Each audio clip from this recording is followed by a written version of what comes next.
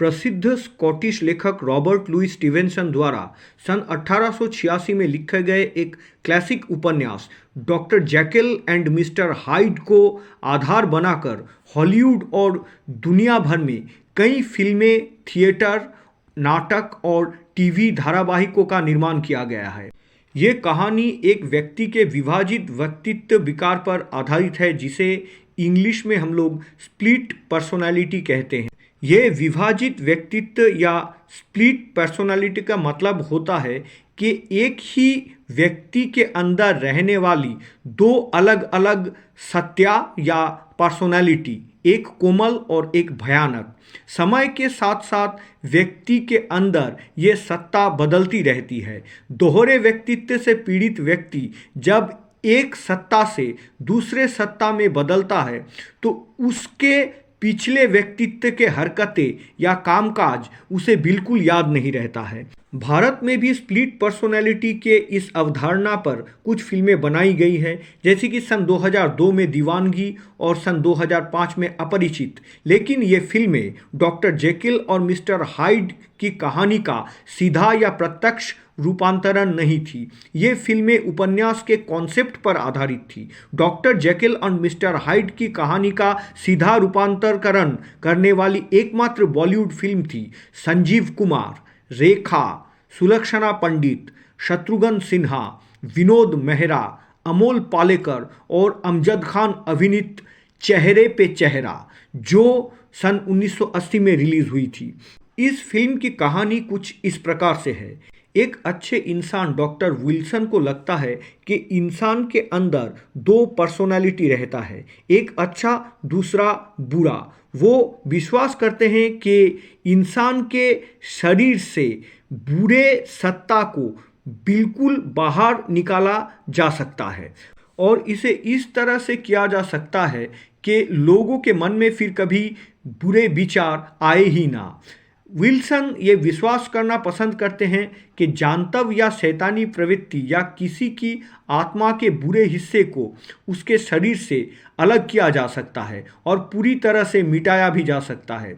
वो अपने लेबोरेटरी में इस सब्जेक्ट पर तरह तरह के एक्सपेरिमेंट करते हैं। एक दिन डॉक्टर विल्सन ने अपने ऊपर एक रासायनिक केमिकल का प्रयोग करते हैं और अपने दुष्ट सत्ता या व्यक्तित्व को जन्म दे देते हैं। डॉक्टर विल्सन का दूसरा रूप ब्लैकस्टोन के नाम से जाना जाता है और ब्लैकस्टोन रात के अंधेरे में शराब की भट्टी, दुकानें, अंधेरी गलियों और वेश्यालय में घूमते हुए पाया जाता है।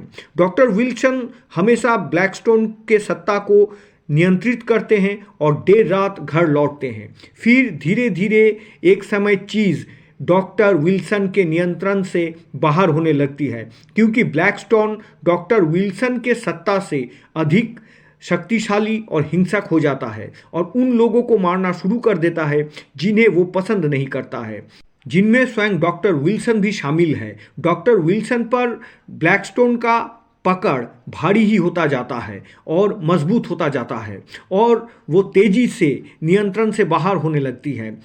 टाउन बार डांसर डेजी की हत्या ब्लैकस्टोन के हाथ हो जाती है। विल्सन का पुलिस अधिकारी मित्र डेविड घटना की जांच करता है।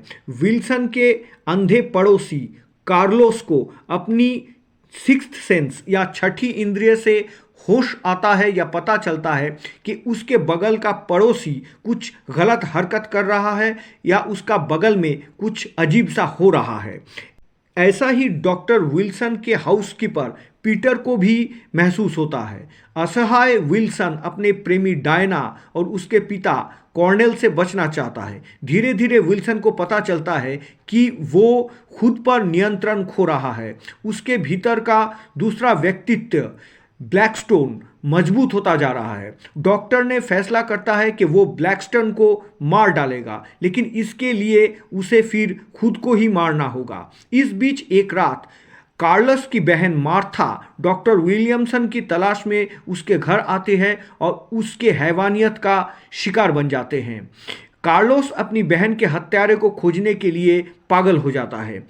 स्थिति को नियंत्रण से बाहर होते देख विल्सन चुपके से चर्च के फादर के सामने अपना अपराध को स्वीकार करता है या कन्फेशन करता है। उसके बाद डॉक्टर विल्सन अपने वकील मित्र मिस्टर सिन्हा को सारे स्थितियां बताते हैं और एक वसीयत भी बनाते हैं। आगे क्या होता है ये जानने के लिए आपको पूरी फिल्म देखनी होगी। इस फिल्म में मेकअप का बहुत अहमियत थी। इस फिल्म में संजीव कुमार के लिए हॉलीवुड से मेकअप आर्टिस्टों के एक टीम को हायर किया गया था। संजीव कुमार के चेहरे का मेकअप बहुत ही अजीबोगरीब और लाजवाब था।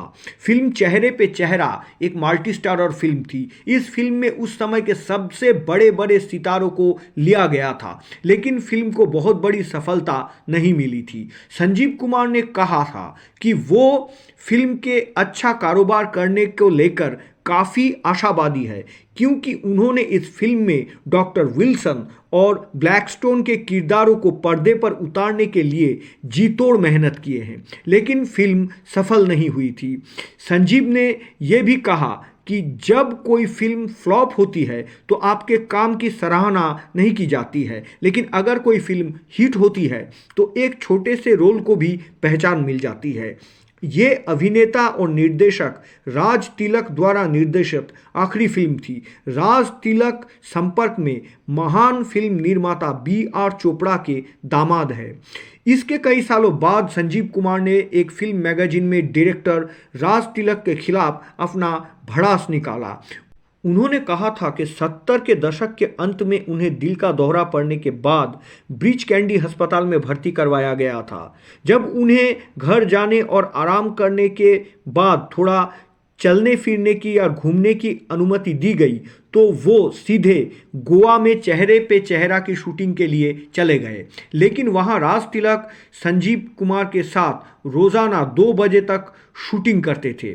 उसके बाद उन्हें होटल पहुँचने के लिए 1 घंटे का रास्ता तय करना पड़ता था। फिर राज तिलक संजीव कुमार को अगले ही दिन सुबह 10 बजे तक सेट पहुंचने के बाद कहते थे। वो संजीव कुमार पर यह कहकर दबाव डालते थे कि वो शूटिंग तभी शुरू करेंगे जब संजीव कुमार स्पॉट पे आएंगे। कुछ साल बाद जब संजीव कुमार हार्ट सर्जरी के बाद अमेरिका से बॉम्बे लौटे तो एयरपोर्ट में राज तिलक ने उन्हें रिसीव किया। राज तिलक ने उस वक्त संजीव कुमार से कहा कि वो शूटिंग के लिए कोई जल्दबाजी ना करे, कुछ दिन आराम कर ले। राज ने संजीव से कहा कि वो जानते हैं कि इंडस्ट्री के ये निर्माता और निर्देशक कितने लापरवाह और गैर जिम्मेदार हैं। संजीव कुमार ने राज तिलक के शब्दों को उनके साथ काम करने के अपने पिछले अनुभव या एक्सपीरियंस से हास्यास्पद या रिडिक्यूलस पाया। बस कुछ ही बातें इस फिल्म में हैरान करती है कि रेखा अपने करियर के पीक टाइम पर इस तरह के रोल को क्यों एक्सेप्ट किए थे। विनोद मेहरा, अमोल पालेकर और शत्रुघ्न सिन्हा को भी इस फिल्म में करने के लिए खास कुछ नहीं था। हालांकि अमजद खान का रोल छोटी थी लेकिन वो दमदार था। सलील चौधरी इस फिल्म के बैकग्राउंड स्कोर किए थे और फिल्म के संगीत निर्देशक थे N. दत्ता। इस फिल्म का एकमात्र माइनस पॉइंट इसका गाना है, लेकिन बैकग्राउंड म्यूजिक बहुत ही ज़बरदस्त है। डॉक्टर विल्सन और ब्लैकस्टोन के रूप में संजीव कुमार ने उत्कृष्ट प्रदर्शन किया। रात में ब्लैकस्टोन की भयावहता, हैवानियत और सुबह डॉक्टर विल्सन की बेबसी और मासूमियत को शानदार ढंग से संजीव कुमार ने चित्रित किया। विल्सन और कार्लोस अमजद खान का क्रॉसवर्ड एक्सचेंजिंग का एक सीक्वेंस है जो बेहद मनोरंजक और उत्तेजक है। फिल्म चेहरे के चेहरा जो लोग सस्पेंस और हॉरर पसंद करते हैं वो लोग एक बार तो ज़रूर देख सकते हैं। ये फिल्म एक अबव एवरेज फिल्म है।